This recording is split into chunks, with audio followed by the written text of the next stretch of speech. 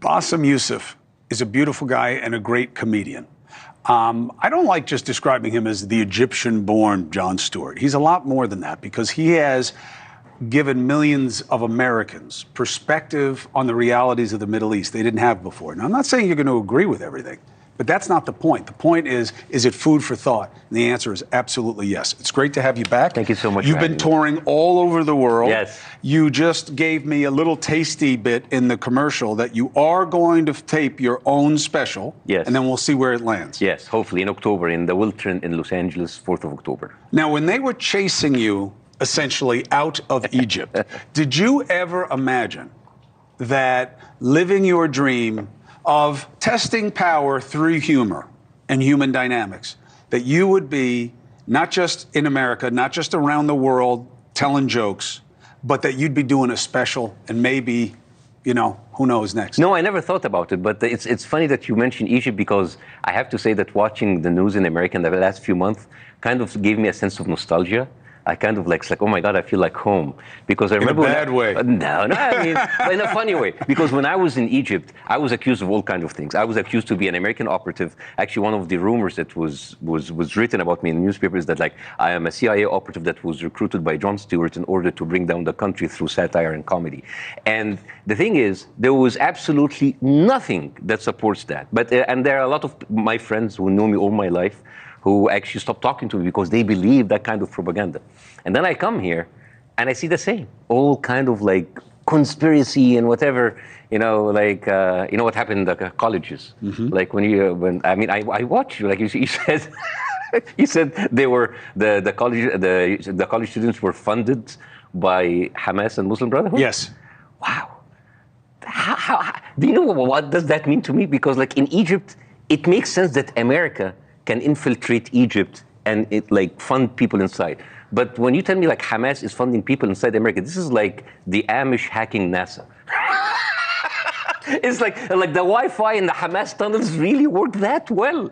How does this work here? I mean, and how people, it's like so easy to accuse people of being funded, but is there any evidence of this? Has like the CIA, the Treasury, has the NSA actually had like reports about that? The good bad news is if, wouldn't be the CIA, but if a government agency came out and said, we know this, people wouldn't believe it.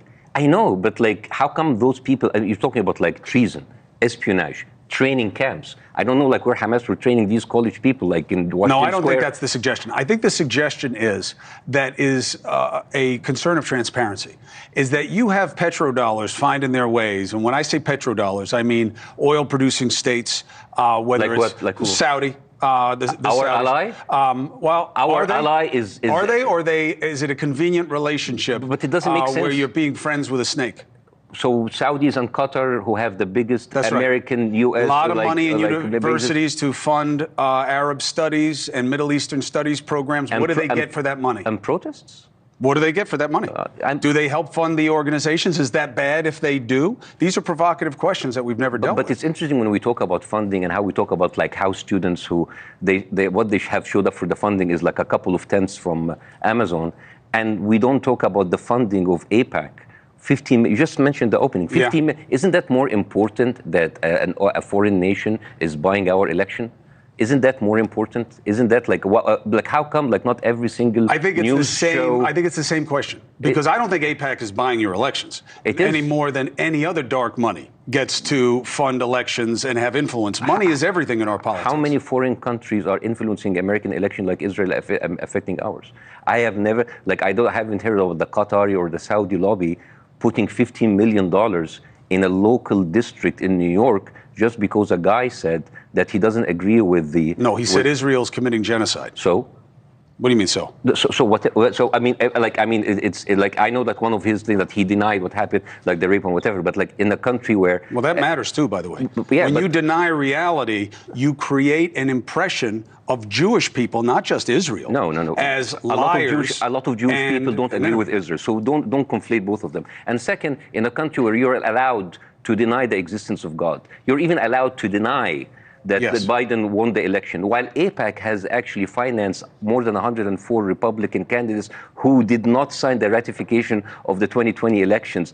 And that is fine. So basically, AIPAC is allowed to allow people who deny that Biden won the elections, but we have a problem. We pay $15 million because someone denied the point of view of Israel. I'm someone who denies a lot of the things, because many of the things that Israel claimed that happened came from organizations like Zaka and Hezbollah United, who also talked about babies in oven, who talked about babies being on laundry. And you know what drives me crazy, Chris? That even the Israeli media, they have refuted these lies many, many, many times, and and that's why I believe in you. I believe that you're an independent journalist and you can do something that not a single American news person have done. That just translate what is being said in the Israeli media. The Israeli media said that there was no babies in office. Many of the sexual harassment, sexual violence did not happen. Many of the women that was mentioned in the Sheryl Sandberg movie and the New York Times article were actually found to be true. Even there was like families of women that said they were being raped and burned, said like that didn't happen. So you have Israelis saying, this is the biggest bro code I've ever seen in my life. You know bro code, when you lie for your bro? You're lying for your bro, and your bro doesn't want you to lie because he said like that didn't happen. So I don't know, why is the American media being more royal than the king? Why they are not actually telling you what the Israeli media is telling about October 7th? I think it gets complicated in this way. Were people sexually abused, killed, and a whole host of other things on October 7th? Yes, full stop. Sure, yeah. So when you start slicing into, yeah, but this one didn't happen, even if this did, even if they did this, this, and this, they didn't do that, it starts to get into comparing the horrible in a way that distorts the reality. The reality is October 7th happened and it was terrible. That should be enough. To do an accounting of it, I think, is counterproductive.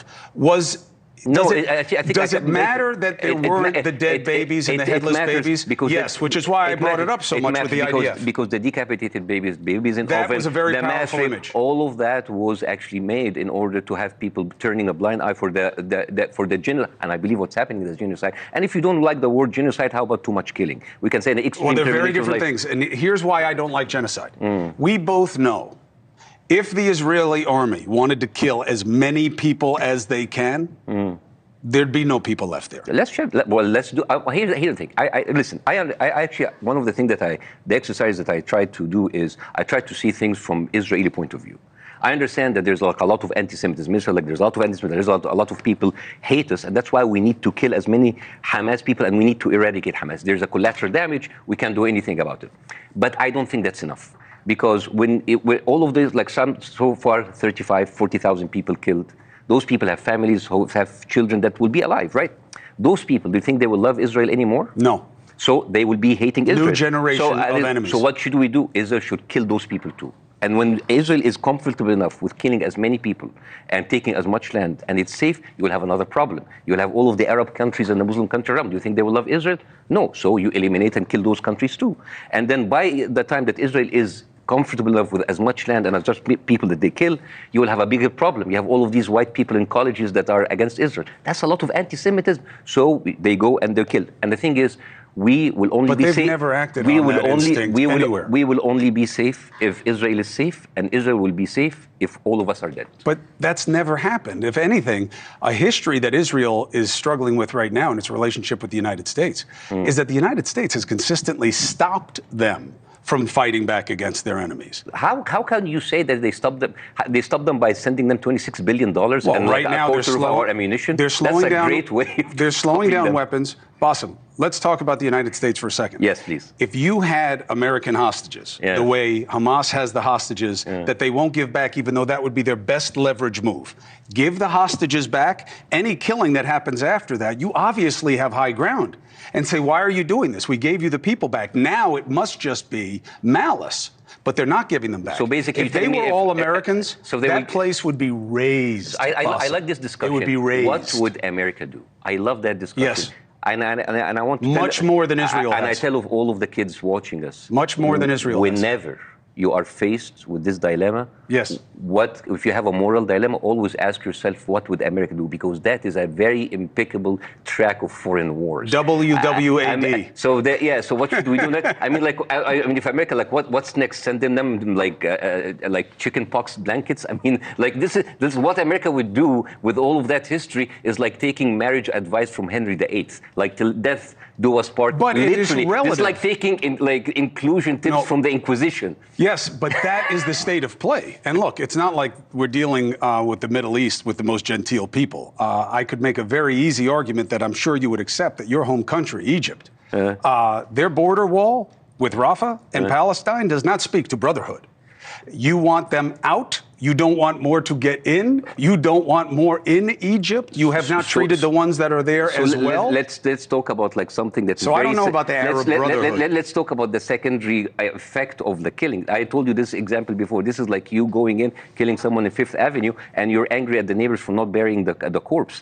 You have, this is, I don't understand. Like, why doesn't Egypt tell them, like, why don't you stop the killing? That is the question. Okay, here's the thing. Explain to me, like a 5 years old who hasn't lost his limbs in Gaza yet, explain to me how... Don't make me laugh at something happened like that in Gaza. No, I'll tell you. I will give you a 5 years old analogy. Please. Palestine is like a fishbowl. A fishbowl. It's a lot of fish. It's condensed. There's like so much fish in so little air.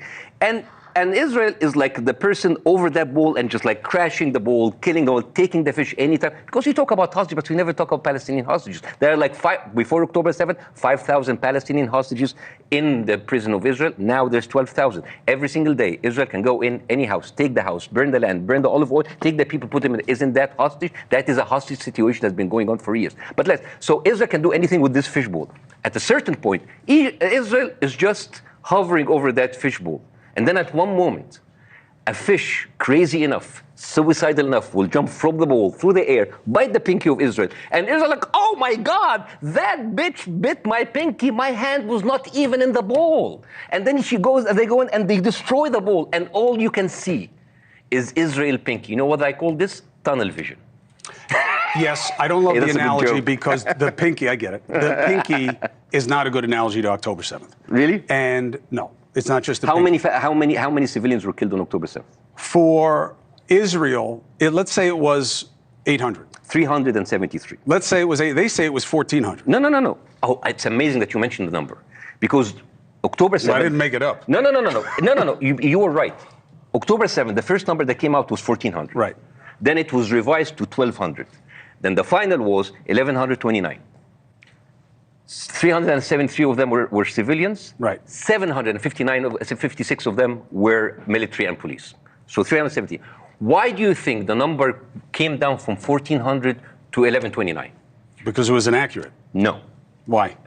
According to Israeli official, because so many bodies were so burned and so stuck together, they could not distinguish the Hamas fighters from the Israeli hostages, right? So that much fire that burns the body that much, do you think people with machine guns on motorcycle have that kind of fire? No, that was the firepower of tanks and Apache. And according to Israeli witnesses, Israel was a lot, according to a Hannibal directive, if people would like to actually look that up, Israel actually killed many of those hostages on the way out. As a matter of fact, one of the soldiers said, I saw a car running back to the borders, and I know that there were hostages, so I thought of killing everybody instead of taking them hostage. And that is so effective. You understand what this soldier said? He was like, okay, if they are dead, there's no hostages, there's no rescue effort, so now I have saved one shift. This is amazing. Basically, like their idea of not negotiating with terrorists is not have anything to negotiate about. And those pictures of cars that were incinerated and burned to a crisp, this is not the fire. And this is another thing that I want you to do, Chris, because nobody talks about this. The Hannibal directive and how Israel has messed up this has been talked about for months in Israel, and not a single American news person has talked about this. And let's talk about, okay, now you know what? I will talk to you as an American funder. My tax money funds that war. And we fund Israel for a very important thing, to keep Jewish people safe, right? We need to keep Jewish people safe. When October 7th happened, the response time was 6 hours. Now, just for people who don't know the Middle East, Israel is as big as New Jersey. Yes. It is that small and that horrible. And if you have a small, in a place that small, they have more military bases and airfields more than Manhattan has Starbucks. So why do you think it was so slow? I don't know, but like I'm telling you, I don't know. If I cannot stop the war, at least as someone who financed that, I need a performance report. They took 6 hours to move in something that shouldn't take more than 5 minutes. 6 hours. Did they stop to ask for directions? Were they they're taking the scenic route? You are suggesting that they wanted it to go. I don't know. I am asking you as a performer, why are we why are we not talking about the failure of that state that we finance and we pay? Because they're in the midst of crisis. Look, no. When we were in the middle of a crisis, you can evaluate the people that you are financing. 26 billion, and also we never do that. And also, like crisis, we never do that. I'm sick and tired of this, Chris. But we never do that, Boston, just so you know. They cannot play the victim and the oppressor in the same time. They have been crying for 8 months. I would argue that Israel is the only place that can argue both at the same time. No. They are both David and Goliath. They are the strongest in the region. They are also the most hunted in the region. They are a small group of people been kicked out of all the surrounding countries. They are left in one, and they are very strong in that one. Israel is. Where did all the Jews go in the other countries? Israel, I can tell you exactly how that happened, but like Israel is like a serial killer who is bitching about a paper cut while he's on a killing spree. That is what Israel is. They, the whole most hunted. You know when Iran. How often is a serial killer surrounded by people who want to kill him? Really, they are surrounded by people who protected him. You know, like when Iran sent the drone attacks. Where do you think the flights that actually intercept? They came from Arab countries that are friends from Israel. The biggest military power in the region is Egypt. Did you see Egypt firing a single missile towards Israel? Jordan, Saudi Arabia. Do you see? You're talking about Hezbollah and Hamas, two militant groups. You really believe that Egypt is an ally of Israel? It's not an enemy. Well, that's not the same thing. No, it's not an enemy because you're telling me everybody. Are you my friend or you're not my enemy? No. You're telling me they're hunted. I don't see Israel hunting. I don't see Egypt hunting Israel or Jordan hunting not Israel. Not right now. They have in the past. So basically, and if it weren't for the United States, Israel would have taken out I feel. Yeah. Well, actually, you know that Egypt takes aid from America in order for Israel's security. You understand how much Israel is costing us? And let's talk about America again for a second. You have a joint session from Congress inviting Netanyahu, a war criminal, someone with a global approval rate what's worse than Satan. And then you bring them here. While the whole world telling you this is a war criminal, this is you have people going on pilgrimages to Tel Aviv to tell Netanyahu that we're very sorry for Biden is not supporting you enough. And who are these people loyal to? Are they loyal to the United States or are they loyal to the people who pay for their elections? You have an AIPAC bragging about spending $100 million and having a 98% success rate in the Congress. How is not that the main news in every single newscast? All of those comedians who think that they're tough people talking about America first, talking about making fun of everything. Isn't that enough material about talking about an effect of a foreign country in our elections? It should all be on the table. One sad thing for me is when you start getting into money in American elections, there's so many deep pockets now because of what we have made legal. The problem in our politics, for the first time ever, is not illegal money, illegal influence. It's legal. Legal money and legal influence. I got to jump. I appreciate you seeding conversation for people. I know people aren't going to like a lot of what he said. Some people will like a lot of what he said, and they won't like what I said. That's okay. That's why we have a conversation. That's right. That's why we're cool. That's right. I don't have the same experience. I'll never demonize him for it. He is my friend. And I'll never demonize him. Also because he's legit. He's you're Jack, man. It's all pads, all pads. I have to take a break.